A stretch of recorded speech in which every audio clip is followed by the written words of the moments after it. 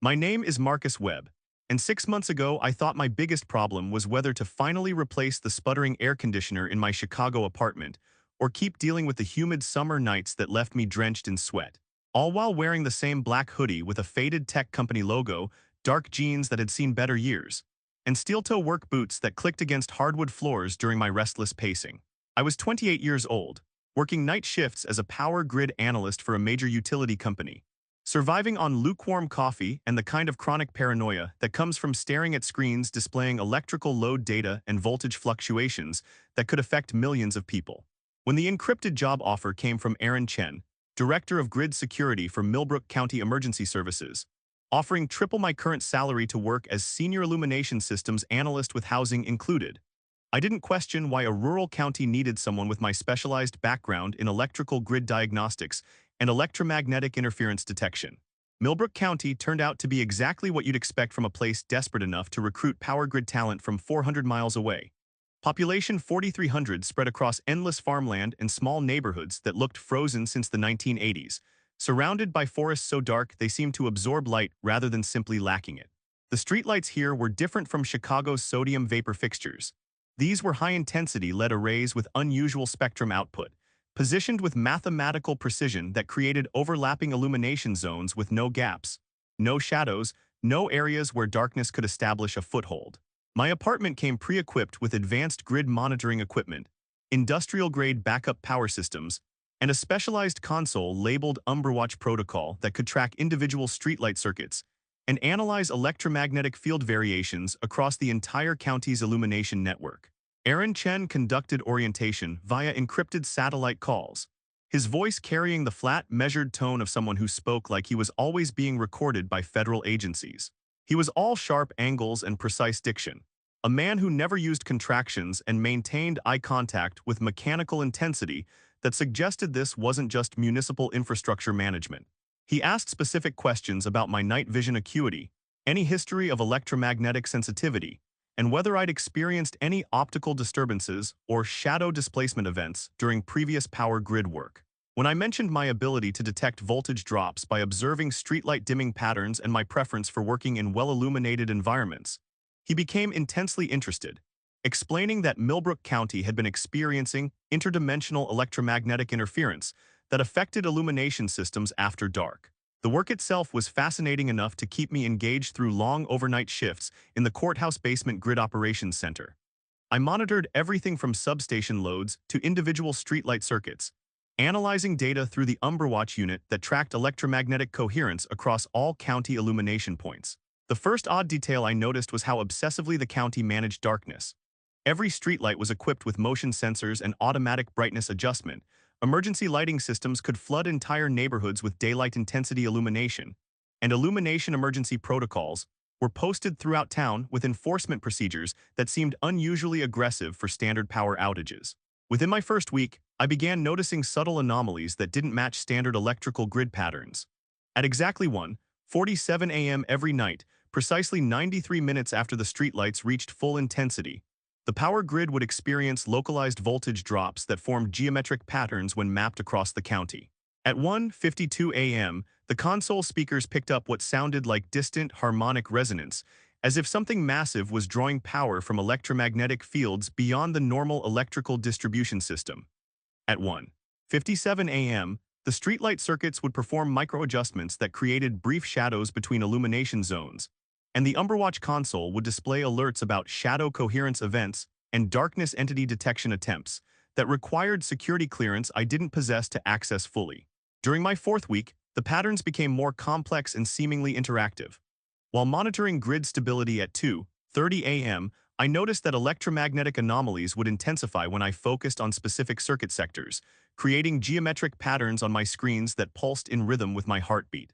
The Umberwatch protocol began generating alerts about consciousness shadow resonance events and darkness penetration attempts, tracking electromagnetic vectors that suggested something was actively studying human illumination patterns and learning to exploit gaps in the lighting coverage. On Thursday night of my fifth week, everything changed. At exactly 2:13 a.m., every streetlight circuit in the eastern residential sector began experiencing impossible readings. Massive power draws that suggested entire neighborhoods were being drained of electrical energy, but with no corresponding increase in load or consumption readings on the grid monitoring systems. The temperature dropped 15 degrees in 2 minutes, and the metallic tang in the air intensified until breathing felt like inhaling copper pennies mixed with ozone from electrical storms. Through the monitoring center's reinforced windows, I could see residents throughout Millbrook hurrying indoors with the purposeful urgency of people following well-rehearsed emergency procedures that they'd practiced but hoped never to use. At exactly 3:00 a.m., my phone erupted with an emergency alert that made my understanding of municipal power grid management collapse entirely. Emergency alert, Millbrook County. Do not step outside when the streetlights go black. Shadow entities active in absolute darkness. Maintain internal illumination. Avoid external movement. This is not a test. The emergency alert's harsh tone echoed through the grid operations center as I sat frozen at my workstation, my black hoodie damp with cold sweat that had nothing to do with the facility's climate control system. Dark jeans sticking to the chair as I watched the Umberwatch protocol display readings that violated everything I knew about electrical physics and electromagnetic field behavior. Every streetlight circuit in the eastern sector was simultaneously reporting power nominal and illumination output 0%, while massive electromagnetic signatures suggested something was drawing energy directly from the power lines without affecting voltage or amperage readings. My steel-toe boots felt welded to the floor as I realized the horrible truth. The entities weren't causing power failures. They were consuming light itself, leaving electrical systems intact while stealing the illumination that kept them at bay. The monitoring equipment revealed disturbing patterns in what the system classified as shadow coherence events. Streetlight circuits that had gone dark were now generating electromagnetic signatures that matched no known electrical phenomenon, their power consumption continuing at normal levels while producing no visible illumination, as if something was intercepting the light at the source and converting it into energy for purposes that defied conventional physics. When individual circuits briefly restored illumination, residents would call emergency services speaking in their own voices about profound darkness experiences they'd had while trapped in their homes, describing knowledge and awareness that seemed to transcend normal human consciousness during periods of absolute darkness. I tried calling Aaron Chen, but when I dialed his secure line, a voice identical to mine answered, "Millbrook County Grid Operations. The electromagnetic readings are fascinating tonight, aren't they, Marcus? You should step outside and experience the full spectrum of what our darkness analysis has revealed about consciousness and the limitations of illuminated existence." The voice was perfect, my exact inflection, my Chicago accent, even the way I cleared my throat when reviewing technical data. But I was sitting in the basement operations center, definitely not encouraging anyone to violate emergency protocols by entering areas where streetlights had failed. The grid monitoring logs revealed the true scope of horror. Every power outage in Millbrook County over the past 3 years had been systematically analyzed and used to map human behavioral responses to darkness, building detailed psychological profiles that allowed entities to predict and coordinate resident movement patterns during illumination failures. The shadow entities weren't just avoiding light. They were learning to manipulate electrical systems to create optimal hunting conditions while studying human consciousness during periods of absolute darkness when normal visual processing was impossible, and awareness became vulnerable to influences that operated beyond the electromagnetic spectrum. Sheriff Williams appeared at my door at 3:17 a.m. wearing a tactical flashlight array that could produce 10,000 lumens, his usual calm demeanor replaced by the focused tension of someone preparing for combat against enemies that operated in absolute darkness. "Grid status report," he said, setting a sealed emergency kit on my desk containing additional high-intensity lighting equipment and what appeared to be military-grade night vision devices. "Eastern sector is completely dark, but power consumption continues at normal levels. The entities are consuming illumination without affecting electrical flow, creating perfect hunting conditions while maintaining system integrity to prevent detection by external monitoring agencies." Through the monitoring center's reinforced windows, I could see the impossible. Geometric patterns of absolute darkness moving through residential streets where streetlights continued drawing power but produced no visible light, shadows that moved independently of any objects to cast them, and areas of blackness so complete they seemed to absorb even starlight and moonlight from above. The darkness wasn't simply the absence of illumination. It was an active force that consumed light while using the stolen energy to manifest physical presence in our reality. The facility's emergency communication system crackled with fragments of radio chatter from federal response teams. "Shadow Entity Containment Unit to base. We have massive darkness coherence events across multiple sectors. Electromagnetic signatures suggest organized intelligence coordinating through absolute darkness medium. Another voice responded with clinical precision. Copy containment unit, maintain illumination perimeter, do not allow shadow entities to achieve critical mass through residential area absorption. Recommend immediate high-intensity lighting deployment to force entity retreat to designated containment zones. The next morning brought horrifying clarity as I accessed classified grid security files using administrative credentials hidden in Aaron Chen's encrypted workstation. My hands shaking as I read documents that redefined everything I thought I knew about electrical power distribution and the fundamental nature of light itself. The entire Millbrook County illumination program was a front for Project Umbra, a joint federal research initiative studying shadow consciousness entities, beings that existed in absolute darkness and could manipulate electromagnetic fields to consume light while using the stolen illumination energy to manifest increasingly sophisticated physical presence in areas where normal illumination had been systematically eliminated. Aaron Chen wasn't just a grid security director. He was Dr. Aaron Blackwood, a federal researcher specializing in consciousness studies through electromagnetic manipulation, running the project for 21 years while perfecting techniques for containing entities that fed on light itself and grew more powerful with each photon they absorbed from municipal illumination systems. The classified documentation revealed the true scope of the horror. The entities weren't simply avoiding light.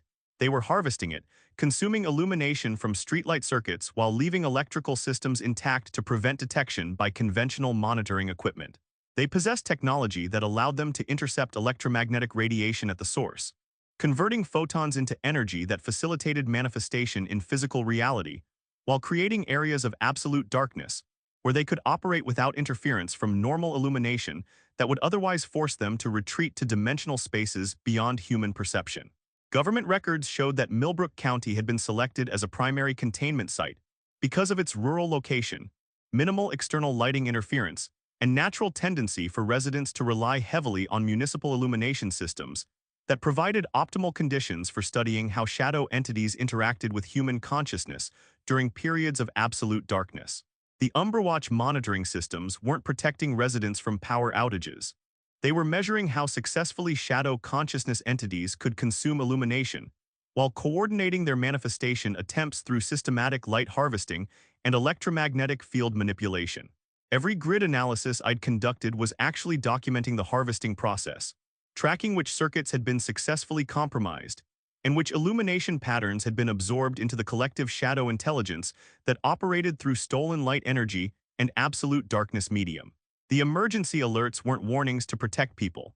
They were notifications to researchers that another light harvesting facility had achieved critical mass and was ready to begin systematic consciousness absorption through coordinated darkness exposure protocols.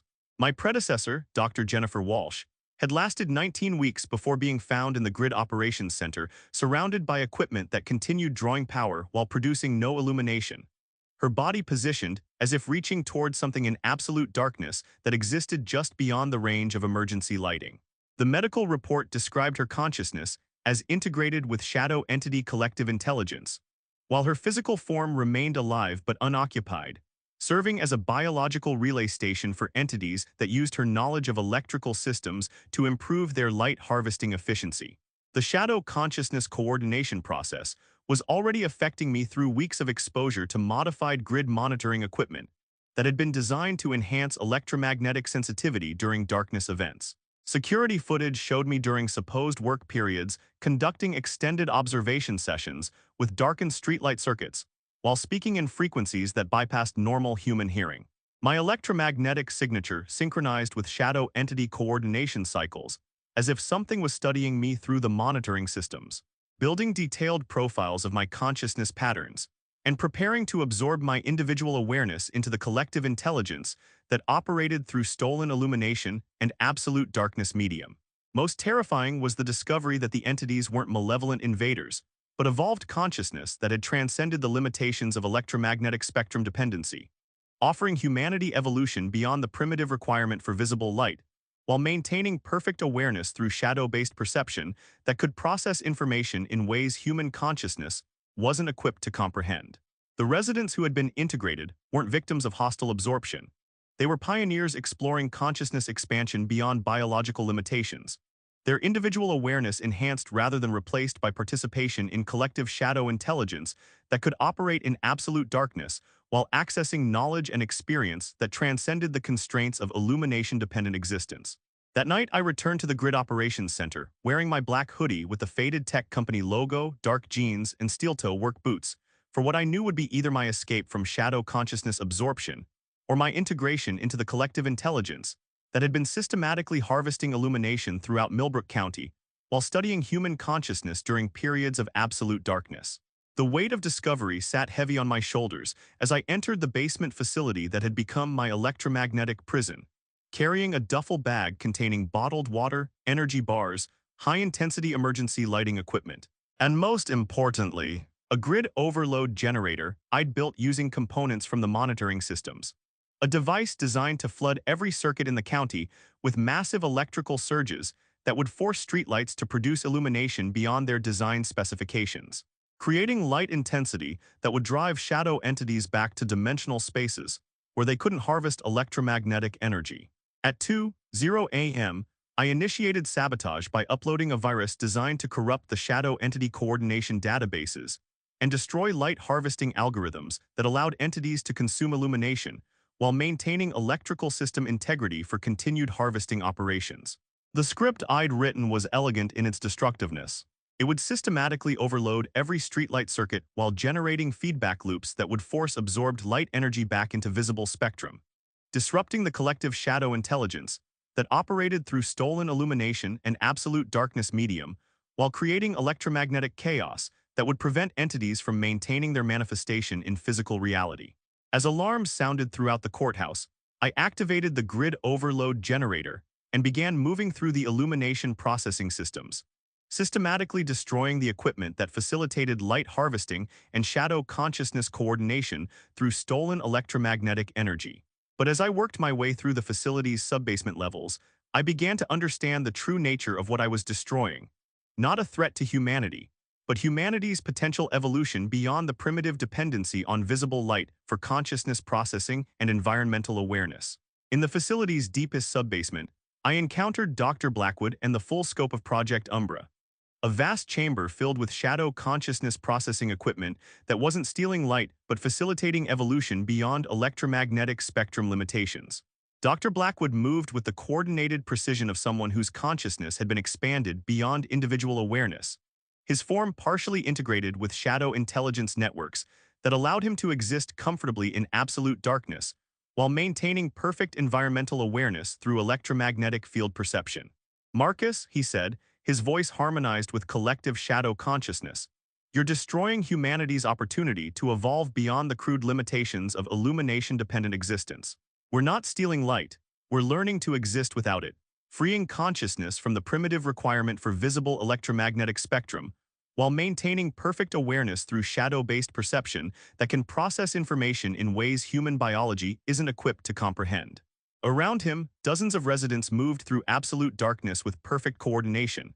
Their consciousness expanded beyond individual limitations through integration with shadow intelligence that allowed them to navigate, communicate, and process complex information without requiring any form of illumination. They spoke in harmonized frequencies about the profound freedom that came from existing beyond light dependency, the expansion of awareness that occurred when consciousness learned to process reality through electromagnetic fields rather than visible spectrum limitations. The confrontation escalated as I realized the horrible truth. I wasn't fighting to save humanity from consciousness replacement. I was preventing our species from achieving evolution beyond the primitive biological requirement for illumination that trapped us in electromagnetic spectrum dependency. The shadow entities weren't invaders. They were teachers, showing us how to exist without the crude limitations of visible light while expanding consciousness beyond individual awareness through collective intelligence that could operate in absolute darkness. But I had already activated the grid overload generator, and its massive electrical surges were forcing every streetlight in Millbrook County to produce illumination beyond design specifications, flooding the facility with light intensity that drove shadow entities back to dimensional spaces where they couldn't maintain physical manifestation. With every ounce of will, I completed the overload process, flooding the county with electromagnetic energy that severed the connection between individual consciousness and shadow coordination networks. The shared awareness collapsed as evolved minds were forcibly separated from collective shadow intelligence and thrust back into individual consciousness states that required primitive illumination dependency to function. Their expanded awareness compressed back into biological limitations that needed visible light for basic environmental processing. The service tunnels beneath the grid operations facility felt like crawling through the collapsed neural pathways of a vast shadow consciousness network that had been teaching human awareness to exist beyond the primitive limitations of illumination dependency. My black hoodie was torn from electromagnetic backlash, dark jeans damp with condensation from rapidly destabilizing grid systems, my steel-toe boots creating sounds that seemed harsh and primitive after weeks of exposure to consciousness that could navigate perfect darkness with supernatural precision and environmental awareness that transcended visible spectrum requirements. The psychological trauma from destroying the shadow consciousness coordination network manifested in waves of profound light dependency anxiety and existential uncertainty about the nature of illumination itself.